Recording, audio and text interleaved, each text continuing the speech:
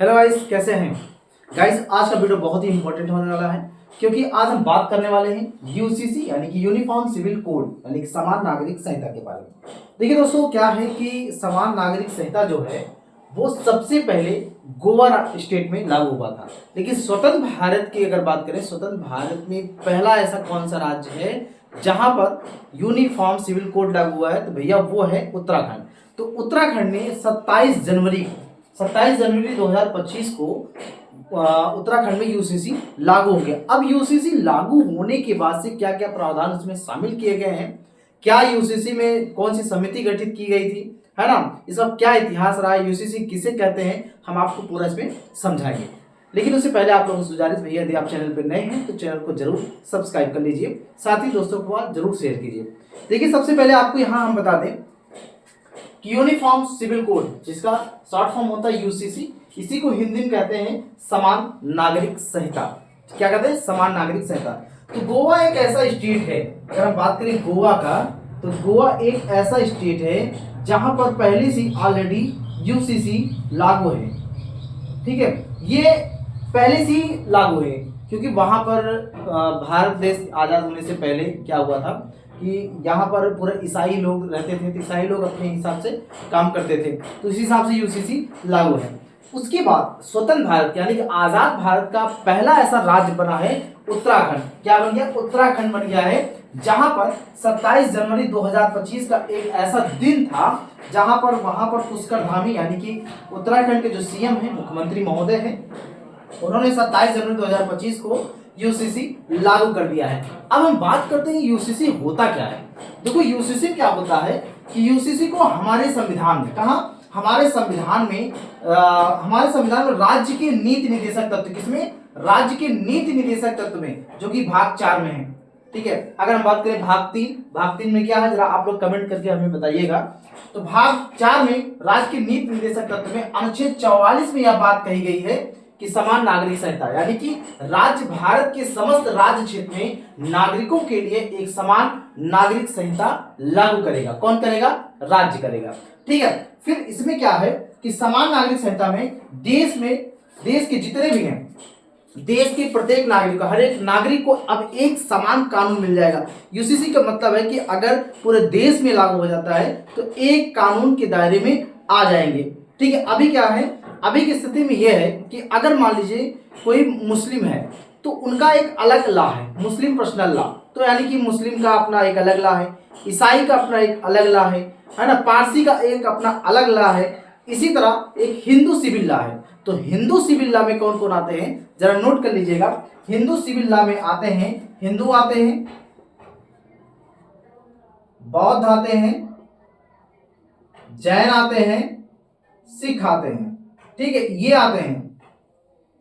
हिंदू जो civil law है वो हिंदू, बौद्ध, जैन, सिख आते हैं। और मुसलमान हैं, मुसलमान का अपना अलग पर्सनल लॉ है ना। और जो क्या नाम है, ईसाई हैं, उनका अलग पर्सनल लॉ है। और जो पारसी हैं, उनका एक अलग पर्सनल लॉ है। अगर यूसीसी पूरे देश में लागू हो जाता है तो फिर क्या होगा, एक ही कानून के तहत, एक ही लॉ के तहत सभी धर्म के लोग, व्यक्ति आ जाएंगे, सभी लोग आ जाएंगे। क्लियर हो गया?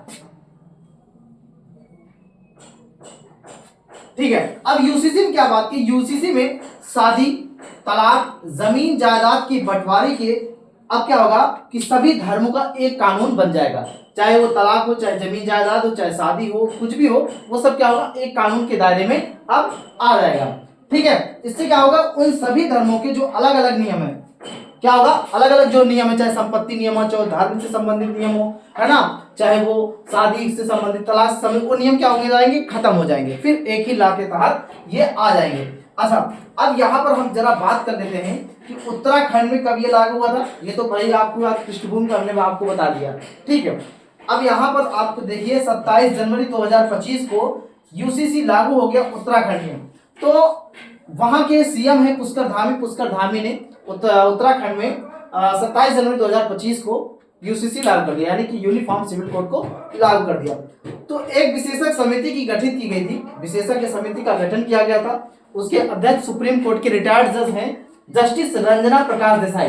जस्टिस रंजना प्रकाश देसाई की अध्यक्षता में विशेषज्ञ समिति का गठन किया गया था और इस समिति ने क्या काम किया था, 1.5 से 2 वर्षों तक इन्होंने क्या काम किया, लोगों से, जो पब्लिक है, आमजन में जाकर वो लोगों से बात की कि यूनिफॉर्म सिविल कोड को क्या लागू किया जाए कि ना लागू किया जाए, यूनिफॉर्म सिविल कोड जनता के लिए अच्छा है कि नहीं अच्छा।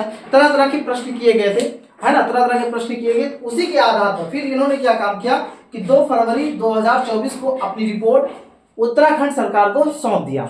ठीक है, फिर 7 फरवरी 2024 को विधानसभा में एक विधेयक लाया गया, यूनिफॉर्म सिविल कोड के विधेयक लाया गया और वहां पर 7 फरवरी 2024 को इस विधेयक को पास कर दिया गया विधानसभा में। फिर वहां से पास होने के बाद फिर ये 12 मार्च को राष्ट्रपति ने इस पर साइन कर दिया और इस तरह यह विधेयक एक्ट बन जाता है। ये रही पूरा प्रक्रिया। अब यहां अगर दायरा की बात करें, इसमें क्या है कि जो उत्तराखंड के निवासी हैं, यहां देखो एसटी है, एसटी मतलब एक अनुसूचित जनजाति एरियाज को छोड़कर, अनुसूचित जनजाति को छोड़कर पूरे राज्य में यह यूसीसी लागू है और साथ ही साथ उन पर भी लागू होता है जो राज्य के निवासी तो हैं, यानी कि राज्य के रहने वाले हैं लेकिन वो दूसरे स्टेट में जाकर अगर रह रहे हैं उन पर भी यूसीसी लागू हो रहा है। ठीक है, ये अनुच्छेद 342 के तहत एसटी जो अनुसूचित जनजाति है उनको ये छूट प्रदान की गई है।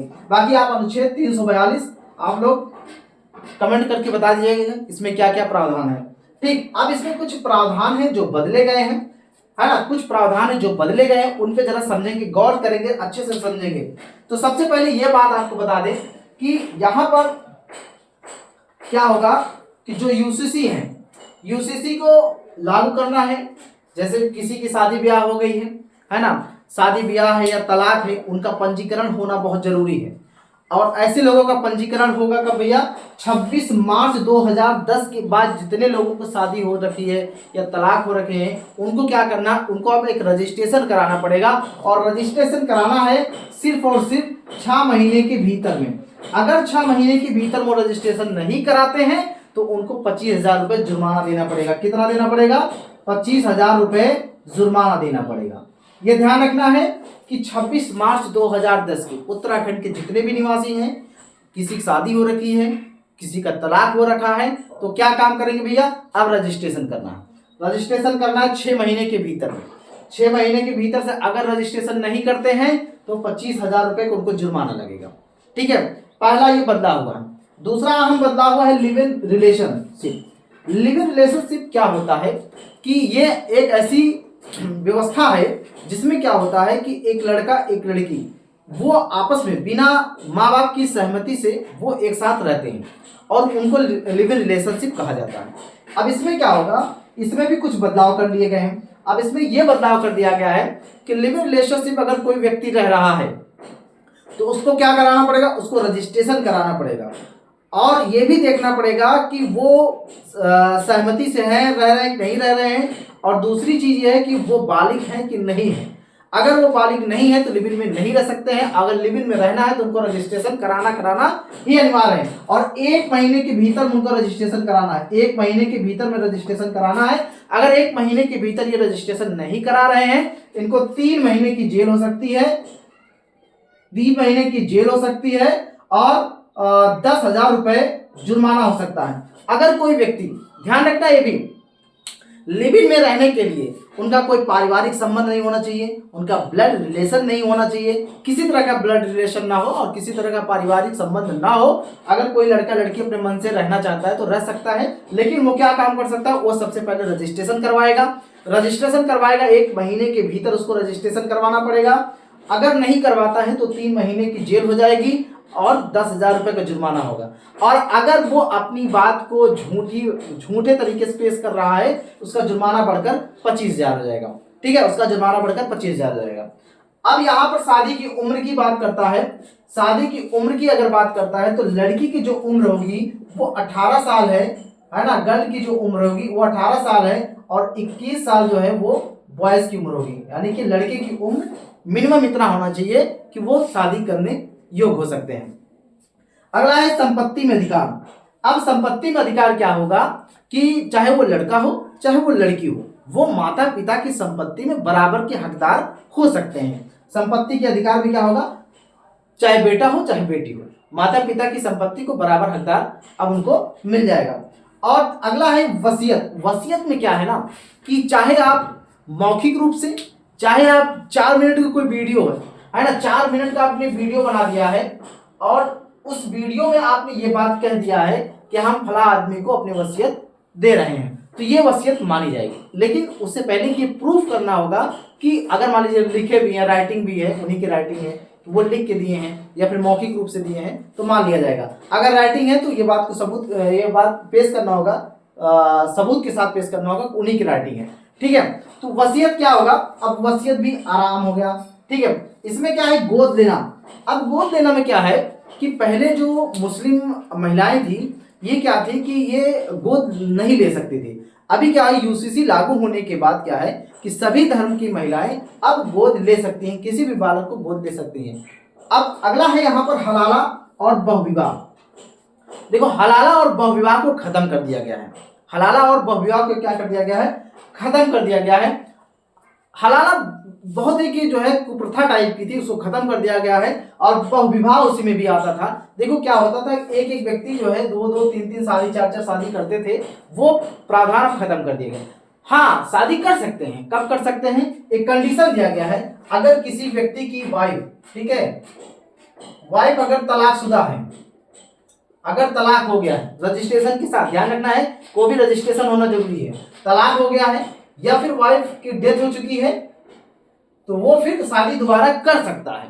लेकिन अगर एक कंडीशन नहीं लागू होता है तो वो शादी नहीं कर सकता, यानी कि वाइफ के जीवित रहते हुए वो दोबारा शादी नहीं कर सकता है। अगर वाइफ साथ में रह रही है तो भी शादी नहीं कर सकता है। लेकिन अगर तलाक हो रखा है और अगर उसकी वाइफ डेथ हो रखी है, चाहे वो वाइफ हो चाहे वो हस्बैंड हो, वो दोबारा शादी कर सकती है।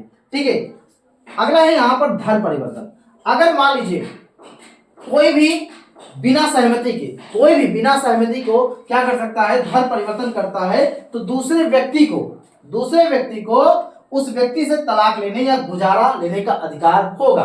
ठीक है, इसी तरह यहाँ लिव इन रिलेशनशिप में भी यही हाल है कि अगर मान लीजिए लिव इन रिलेशनशिप में कोई बच्चा पैदा होता है तो जो बच्चा होगा वो वैलिड हो जाएगा, वो वैध माना जाएगा। क्या माना जाएगा, वैध माना जाएगा, वैध बच्चा माना जाएगा और उसको वो पूरा हक है, पूरी तरीके से उसको सब कुछ मिलेगा जो एक जैविक संतान को मिलता है।